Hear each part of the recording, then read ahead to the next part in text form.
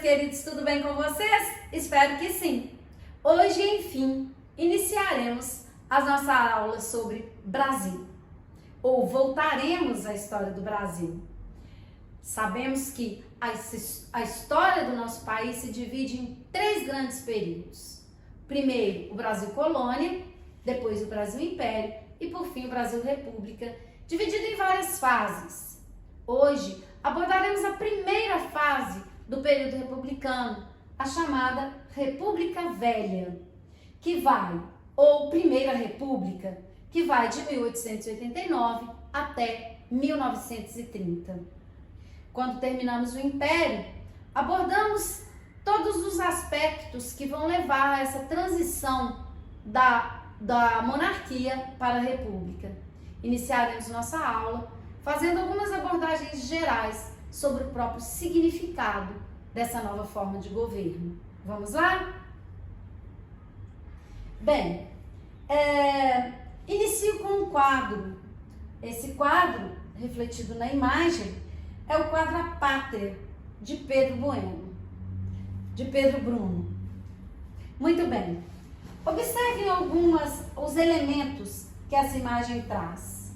Temos uma mulher e a bandeira do Brasil, várias crianças.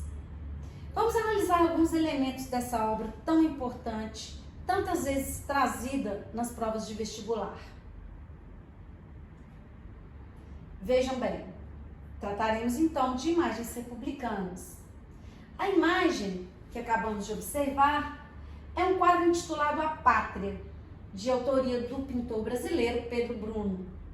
Esse quadro representa a nação brasileira e foi pintado em 1919. Vejam bem, 30 anos após a proclamação da República. Um detalhe importante da pintura são as crianças. Aqui, elas estão associadas à ideia do nascimento da República. A bandeira, elemento decisivo no quadro, vocês observaram que ocupa praticamente todo o quadro, é mostrada como objeto de amor, de devoção. Ela é abraçada, ela protege, ela abriga os seus filhos. Curiosamente, há também o predomínio das cores da bandeira nos demais elementos da cena. O quadro também representa a forte ligação entre a pátria e a maternidade. Vale lembrar que um dos sinônimos de pátria é terra-mãe. Observem bem toda a simbologia apresentada nessa imagem. Vamos analisar outras imagens de fundamental importância para entendermos essa construção do conceito republicano. Bem, então, vamos observar agora uma outra imagem republicana para darmos prosseguimento a essa análise que estamos fazendo. Continuaremos analisando as imagens republicanas, tão importantes para a compreensão, como já disse, da construção desse conceito. Temos aí uma primeira imagem, que é uma alegoria da República, e uma segunda imagem, que é uma homenagem da Revista Ilustrada à proclamação da República do Brasil. Nas duas, quero que vocês observem, temos uma figura feminina. Vamos analisar essas duas imagens. Prestem bem atenção.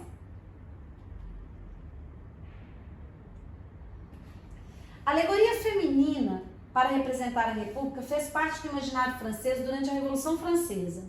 A inspiração veio de Roma, onde a mulher já era símbolo de liberdade. Olha a importância disso.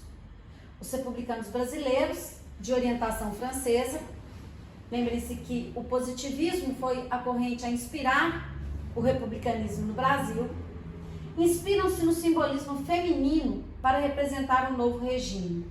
Na obra Alegoria da República, a primeira obra que observamos, pintada por Manuel Lopes Rodrigues, as vestes, túnica e manto são clássicas, assim como são as sandálias. Também são clássicos alguns símbolos: as palmas, os louros, no caso ramos de café, para abrasileirar a imagem, a espada, a cabeça de Medusa do medalhão.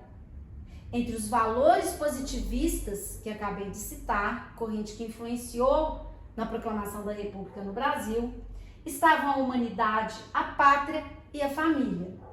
A República era a forma ideal de organização da pátria.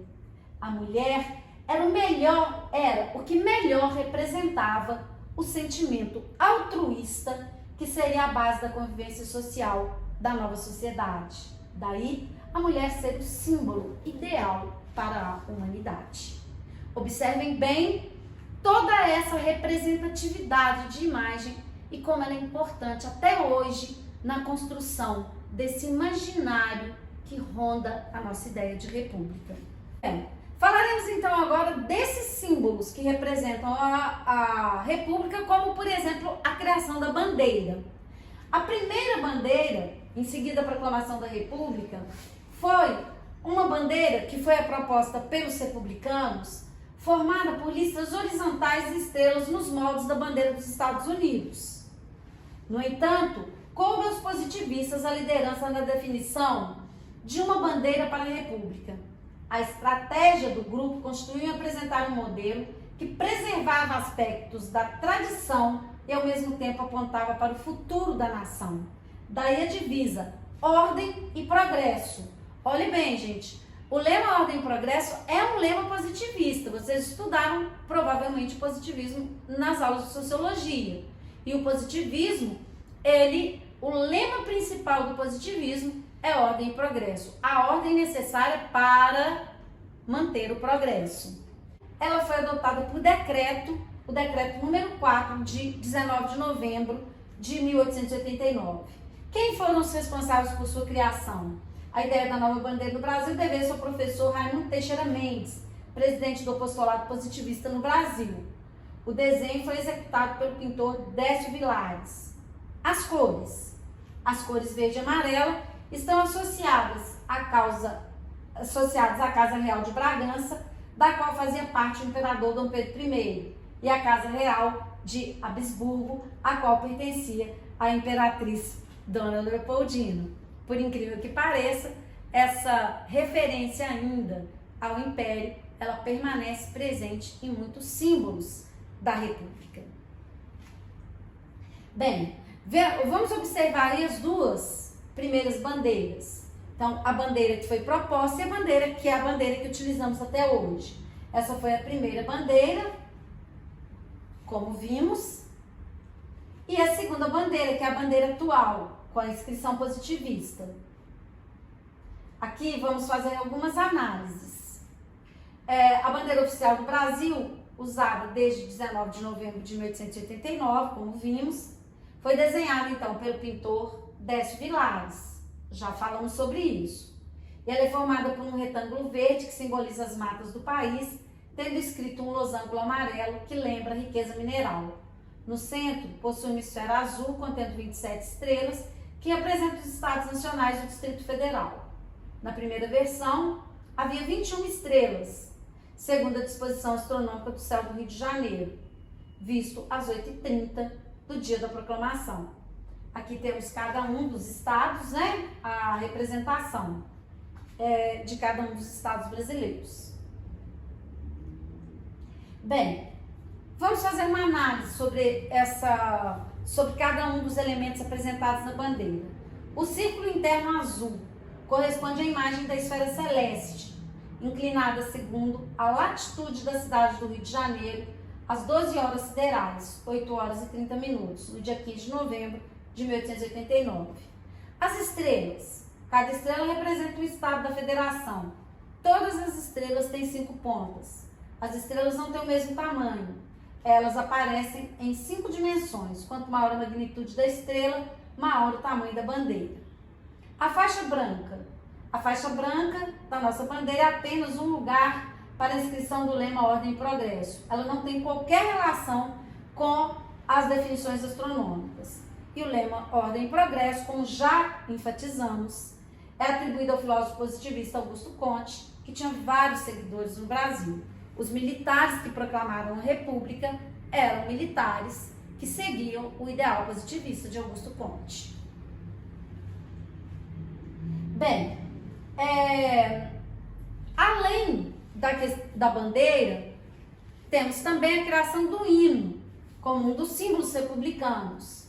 O hino brasileiro, o hino da Proclamação da República, ele foi levado, a letra, ela foi levada a ser estabelecida por um concurso. E nesse concurso venceu o Leopoldo Miguel e o Medeiros de Albuquerque. Só que esse hino ele encontrou muita resistência popular. E essa resistência ela acabou levando a uma adaptação com alguns elementos do hino imperial. Então, a nova versão do hino, ela vai ser... Vamos ver a letra e eu vou deixar aqui um trecho para que vocês escutem um trecho do nosso hino da Proclamação da República.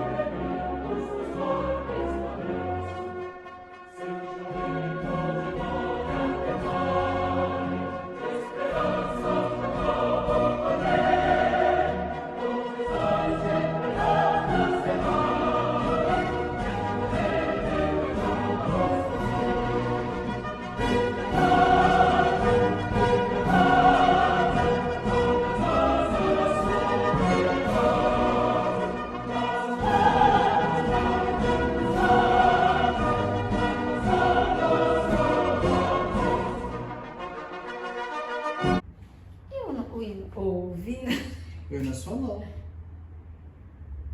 Esse hino é a Proclamação da República. É só da proclamação, que a gente nem escuta isso, né?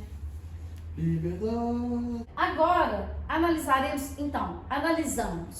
as imagens, os símbolos e agora vamos analisar um mito da Proclamação da República.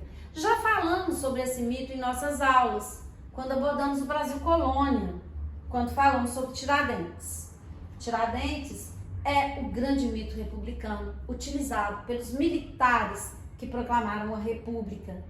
Bem, a construção de Tiradentes como herói da República foi outra importante obra dos artistas republicanos.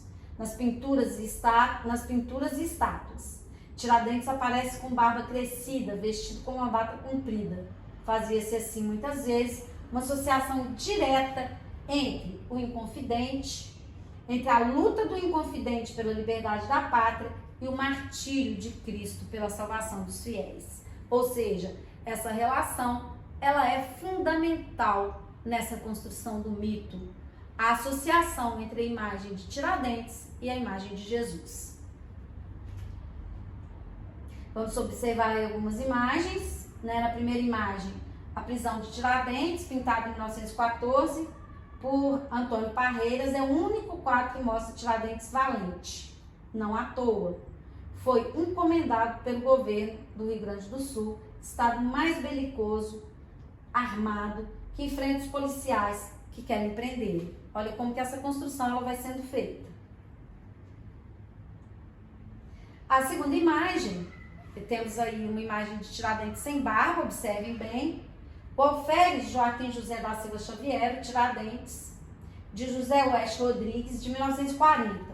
Retrata o herói antes da prisão, vestido com a roupa de militar, sem a barba e os cabelos compridos. Na criação do mito, o lado militar seria deixado de lado em favor do aspecto de Marte. É muito importante observar isso, ok? Por quê? Porque os militares, mesmo sendo militares, aqueles que proclamaram a República, não utilizam a imagem de Tiradentes, o militar, o alferes, utilizam a imagem do Tiradentes Marte, associado com Jesus. Então, observem esse quadro, esse é o mais famoso, o mais utilizado nas provas, Tiradentes esquartejado, um dos quadros mais conhecidos do herói mineiro, foi feito em 1893 por Pedro Américo. Mostra o tronco esquartejado, a cabeça e a perna esquerda. Apesar da crueza, ele ainda é tratado com certo distanciamento, com o corpo sem feridas. Ele está esquartejado, mas o corpo aparece íntegro. Bem, acompanhando então essa análise, temos aí um painel de Tiradentes, um imenso painel que fez para retratar em confidência Cândido Portinari, partidário do comunismo, retrata o mineiro em vários momentos da juventude, na cavalaria ao homem barbado e grisalho, parecido com o comunista Luiz Carlos Prestes. Olha aí todas as simbologias que os artistas eles vão se apropriando da imagem de Jesus e utilizando essa imagem de acordo com sua própria ideologia. Então, se Portinari é um comunista, ele se apropria da imagem de Tiradentes para associá-la à ideologia que ele seguia. Muito bem, a partir então de toda essa introdução, podemos falar da República como ela foi proclamada. Na próxima aula, abordaremos esses aspectos da República como ela foi feita. Um grande beijo para vocês, espero que tenham entendido, espero que tenham gostado.